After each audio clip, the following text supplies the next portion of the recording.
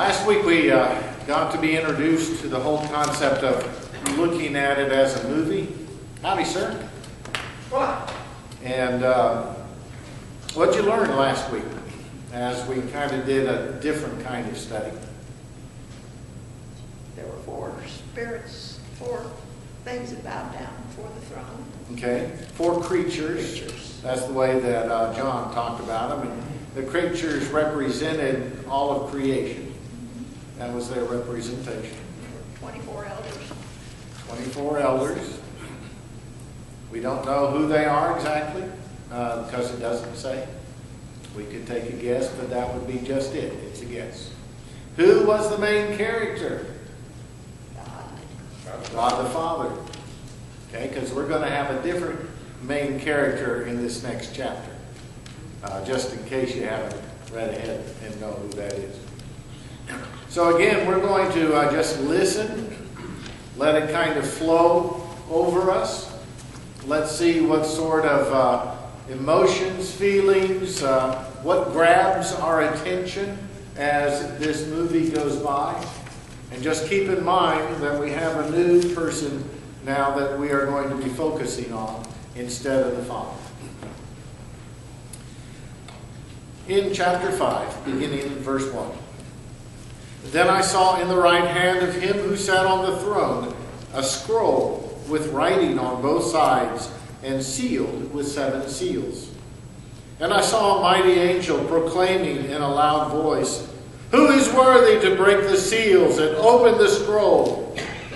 But no one in heaven or on earth or under the earth could open the scroll or even look inside. I wept and wept because no one was found who was worthy to open the scroll or look inside. The one of the elders said to me, "Don't weep.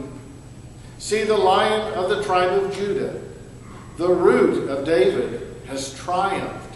He is able to open the scroll and its 7 seals."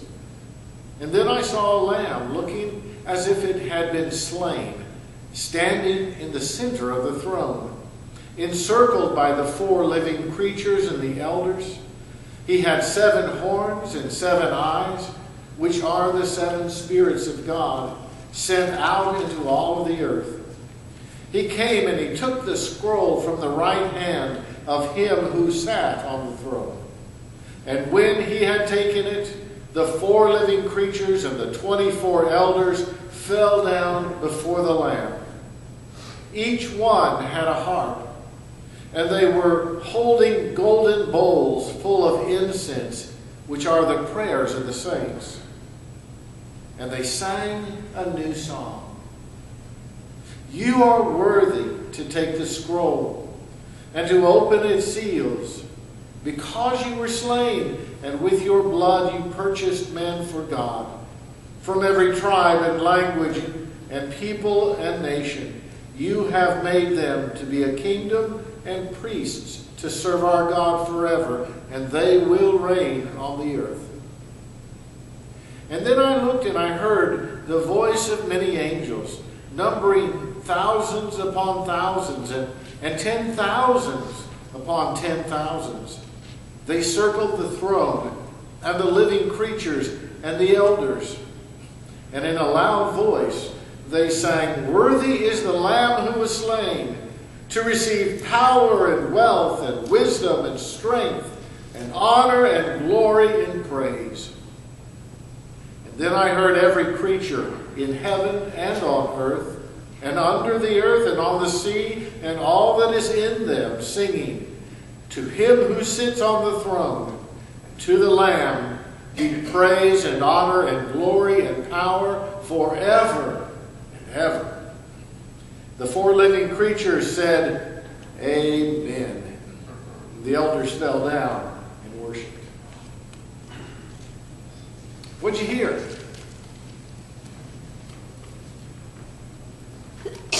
Was it a scary place? No, not this time. Didn't seem to be scary at all. What word or words would you use to maybe describe the place that you saw in your mind? Majestic? That's good. What? That was yours too? Okay. And you can't keep copying him every time he says something. No, I didn't copy him. Oh, okay. Just that time. Just that. What else did you It was see? basically the same place as it was last week. We're in the same place. We are in heaven, looking at the the throne that we looked at last week. And the one who was on the throne last week is still on the throne this week, isn't he? Yes. I can imagine like a bunch of angels.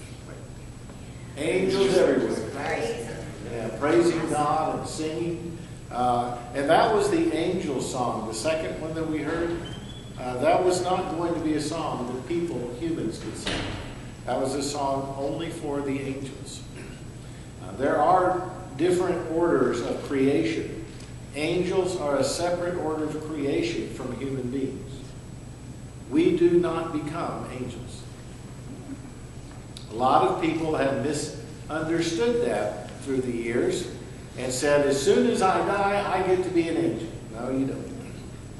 The angels were a created order before human beings were ever created.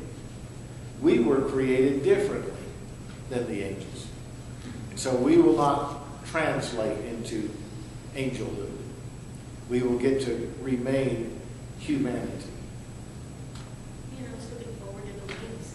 You were looking forward to the wings? Well, maybe you could call one of them down and let them carry you around. Share. But it shifted, didn't it? We're no longer looking to the Father. Who are we looking to? Jesus. We're looking to Jesus. And these things that were spoken about him are things all throughout the Old Testament that refer to the Messiah. The Lion of Judah, the Root of David, the Lamb. Now we're into New Testament visions, ideas. The Lamb who had looked like it had been slain.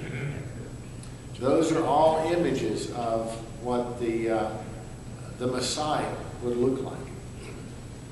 But the eyes and the horns are not. In the Old Testament, that's a good question. In the Old Testament, what is a horn symbolic of?